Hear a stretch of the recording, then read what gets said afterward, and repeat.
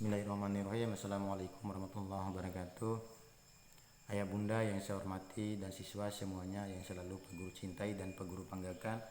Pada hari ini kita masih belajar cerita fantasi.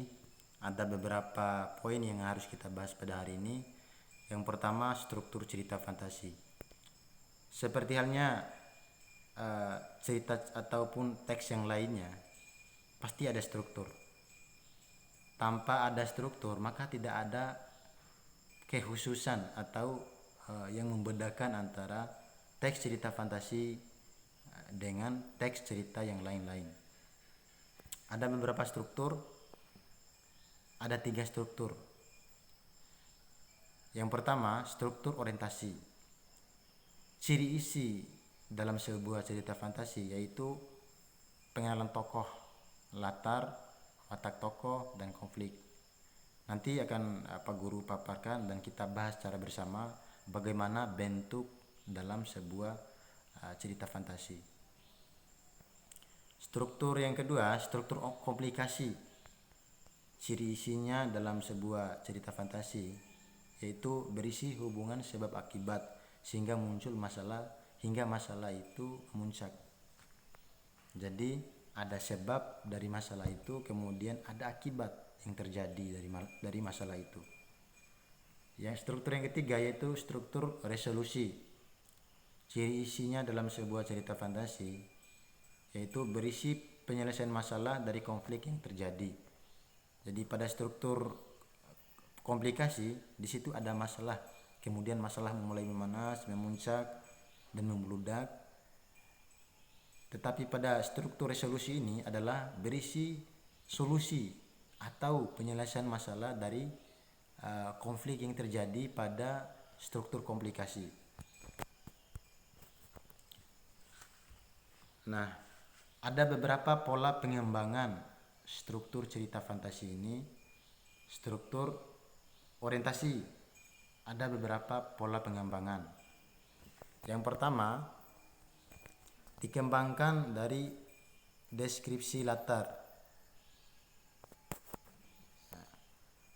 Contohnya, 3 rumah bergaya kerucut menyambut mataku. Ketika aku memandanginya satu persatu, ternyata rumah itu memiliki model yang sama.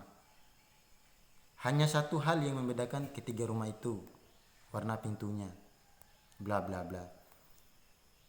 Latar ada 3. Yaitu ada latar tempat, latar waktu, latar suasana. Seperti yang sudah kita bahas pada pertemuan sebelumnya.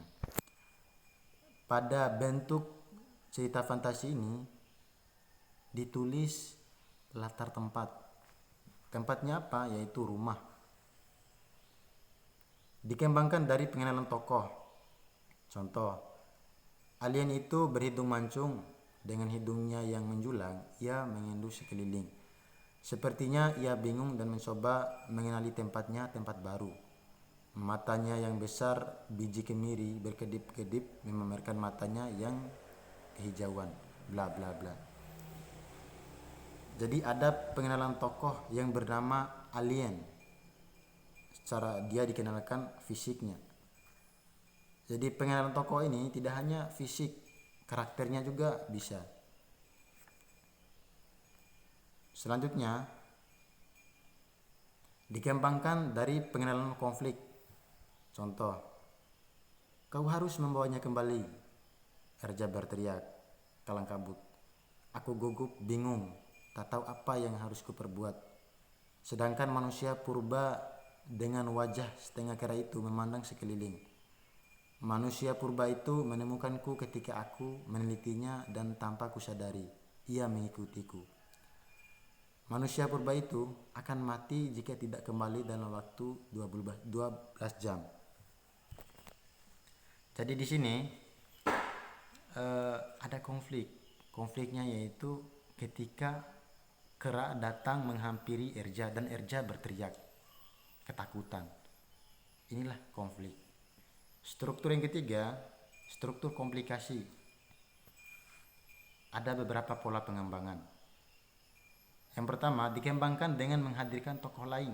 Contoh, tiba-tiba seorang alien yang berukuran lebih besar datang.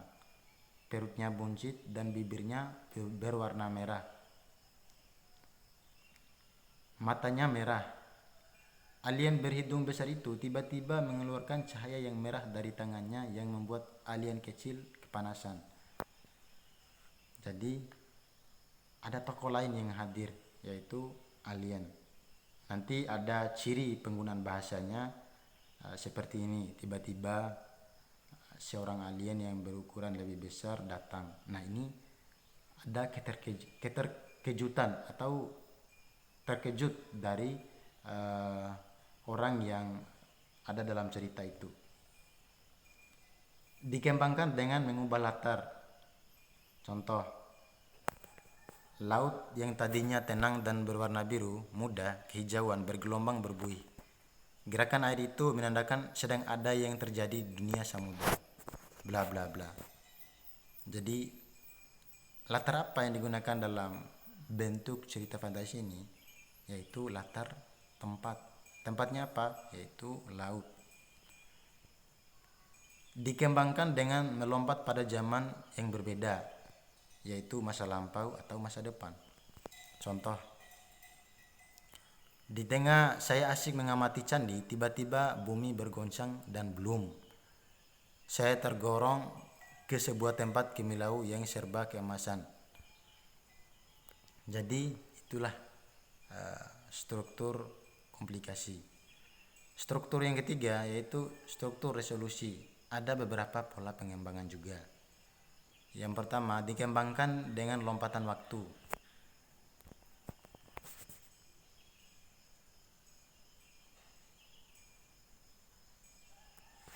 Dikembangkan dengan lompatan waktu. Contoh, 2 tahun kemudian, Varta telah sampai di galaksi Andromeda dan bertemu dengan Oji. Ia akhirnya menemukan saudaranya di planet yang berbeda. Perjalanannya tak sia-sia. Jadi bentuknya di sini terkait dengan lompatan waktu ini yaitu 2 tahun kemudian ada terjadi lompatan waktu.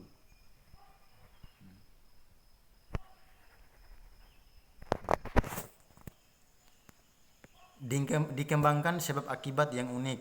Contoh, setelah saya menyebutkan semua perilaku baik yang pernah saya lakukan, pintu terbuka.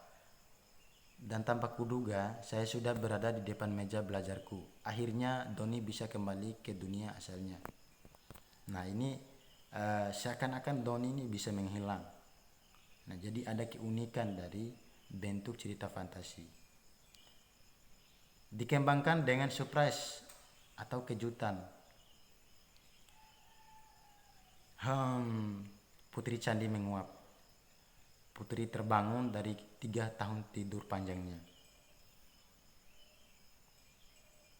Jadi ada kejutan atau surprise.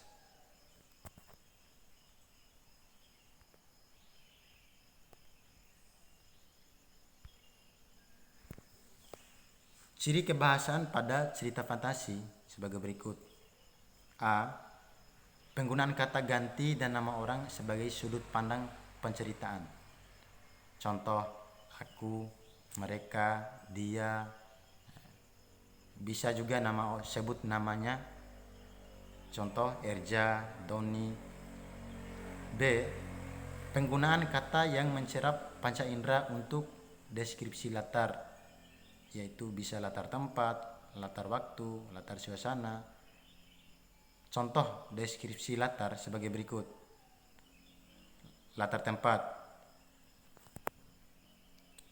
3 rumah.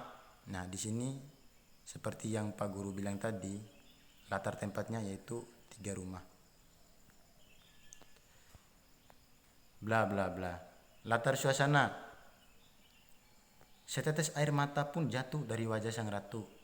Tak sepatah kata pun terdengar dari bibirnya. Kamar yang megah ini terasa sunyi dan penuh kesedihan. Jadi suasananya di sini adalah suasana sedih. Sang ratu menangis. Ya. Setetes air mata pun jatuh dari wajah sang ratu. Maksudnya di sini adalah sang ratu menangis. Jadi bisa kita maknai bahasa dari sebuah cerita fantasi. Latar yang selanjutnya yaitu latar waktu. Contoh, tengah malam tak ada bintang di langit itu. Mendung hitam nampak mengumpal. Lolongan anjing bersaut-sautan menyambut malam yang semakin larut. Jadi waktunya di sini adalah waktu malam. Jadi bisa kita kreasikan menggunakan pemikiran kita sendiri, ya. Kita mau waktu pagi, siang, sore, bisa. Tergantung ide dari kita yang menulis ataupun eh, cara kita menceritakan itu seperti apa, tergantung dari seorang penulis.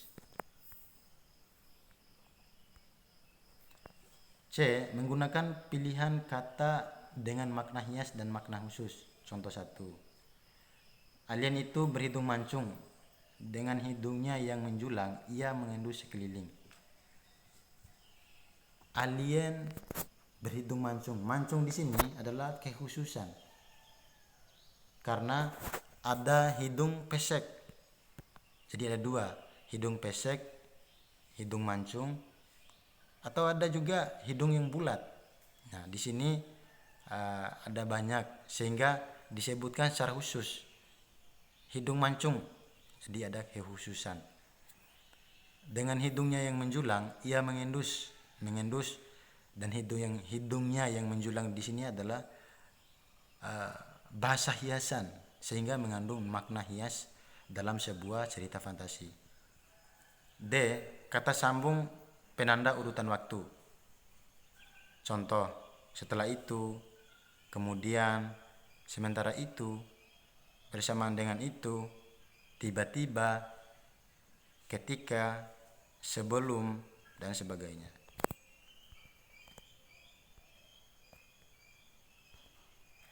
Contoh, setelah buku terbuka, aku terseret pada masa lampau. Jadi ada penanda urutan waktu, yaitu setelah. 2 tahun kemudian, Farta telah sampai di planet Mars dan bertemu dengan Tatau. 2 tahun kemudian ini adalah penanda urutan waktu. Kemudian contoh selanjutnya, akhirnya Farta dapat menyelamatkan diri dari terkaman raksasa. Jadi akhirnya merupakan penanda urutan waktu dan lain-lain, tentunya dengan bahasa kita sendiri atau bahasa penulis itu sendiri.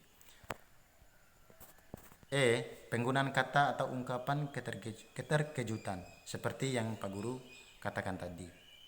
Contoh, tiba-tiba seorang alien yang berukuran lebih besar datang tanpa diduga. Kemudian di tengah kebahagiaannya datanglah musibah itu.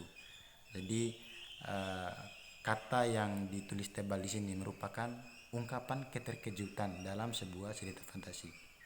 F. Penggunaan dialog atau kalimat langsung dalam cerita. Contoh, raksasa itu mengejar kita, teriak Fona Kalangkabut. Aku ternganga mendengar perkataan Fona. Aku segera berlari. Raksasa itu mengejar kita, ini adalah kalimat langsungnya. Pembahasan yang kedua yaitu mengkreasikan cerita narasi atau fantasi. Kalau sebelumnya siswa semuanya banyak membaca cerita fantasi, tapi cerita fantasi karya orang lain. Nah, sekarang saatnya siswa membaca karya orang lain kemudian menyuntingnya dengan menggunakan cara siswa sendiri atau bahasa siswa sendiri dengan menggunakan ide siswa sendiri atau pikiran siswa sendiri.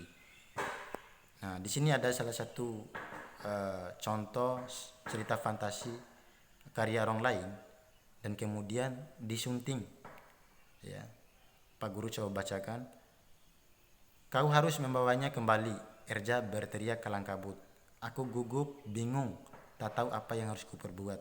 Sedangkan manusia dengan wajah setengah kera itu memandang sekeliling. Bla bla bla. Jadi di sini ada bahasa yang tidak menarik, ya, yang tidak bagus sehingga bisa kita ubah. Kita kreasikan dengan menggunakan bahasa kita sendiri. Nah, setelah disunting, cerita fantasi tadi akan seperti ini. Kau harus membawanya kembali. Irja berteriak kelang kabut. Aku berjalan berputar-putar, melihat tak tentu arah sambil bernafas besar. Di kepalaku muncul berbagai macam pertanyaan dan kemungkinan yang semakin membuatku pusing. Tak tahu apa yang harus kuperbuat, sedangkan manusia dengan wajah setengah kera itu memandang sekeliling. Jadi, kalau tadi karya orang itu, aku gugup bingung. Sedangkan pada kreasi kita sendiri ataupun ide atau pikiran kita sendiri, ada banyak bahasa, ada kata-kata yang kita tambah. Nah, ini dia. Jadi kalimat yang dicetak tebal di situ adalah kalimat atau bahasa kreasi kita sendiri.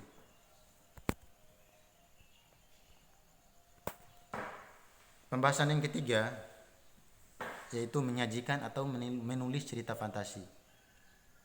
Ada langkah menyajikan atau menulis cerita fantasi sebagai berikut. Langkah yang pertama, menemukan ide penulisan. Jadi ide ini samanya dengan tema. Kita bisa membayangkan tema yang harus kita buat itu apa. Tentunya di sini kita harus pikirkan dulu alur ceritanya, kemudian tokohnya siapa saja, kemudian setting atau peristiwa apa saja, sampai peristiwa itu ada sebab, ada akibat dan sebagainya sesuai dengan struktur cerita fantasi. Kita kembangkan, kita temukan ide kita seperti itu. Langkah yang kedua, penggalian ide cerita fantasi dari membaca. Makin banyak kita membaca, makin banyak kreasi ide yang kita miliki, makin banyak juga kosakata yang kita miliki. Jadi siswa semuanya banyak-banyaklah membaca sebuah cerita, baik itu cerita fantasi, cerita teks eksplanasi dan teks-teks yang lainnya. Banyak-banyaklah yang membaca, karena makin banyak membaca, makin banyak ide yang terkumpul dalam otak kita atau kosakata yang terkumpul dalam otak kita. Langkah yang ketiga, membuat rangkaian peristiwa, mulai dari pengenalan tokoh, kemudian komplikasi, resolusi. Rangkaikan cerita itu sesuai dengan struktur cerita fantasi. Langkah keempat, mengembangkan cerita fantasi. Jadi dari ide yang sudah kita bayang-bayangkan atau sudah kita tuliskan, kemudian setelah kita gali lagi ide itu menjadi ide yang sangat kompleks atau yang sangat sesuai dengan struktur cerita fantasi, ya, kita kembangkan lagi baik bahasanya ataupun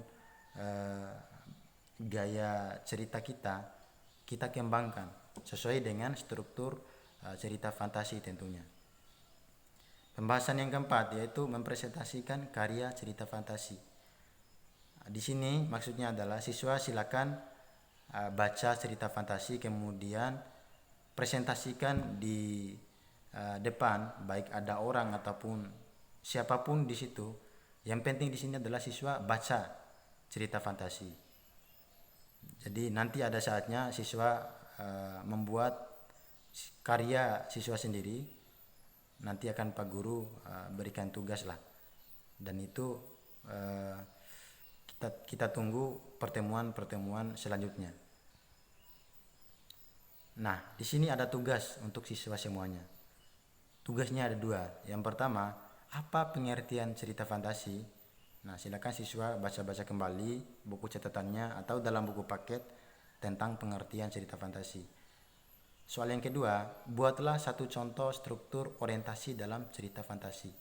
Jadi ada 3 struktur, tapi pada tugas ini Pak Guru minta siswa buatkan satu contoh struktur orientasi saja. Nah, di sini adalah latihan untuk siswa semuanya. Itu saja pembahasan materi pada hari ini. Jazakumullah khairan atas perhatiannya. Wassalamualaikum warahmatullahi wabarakatuh.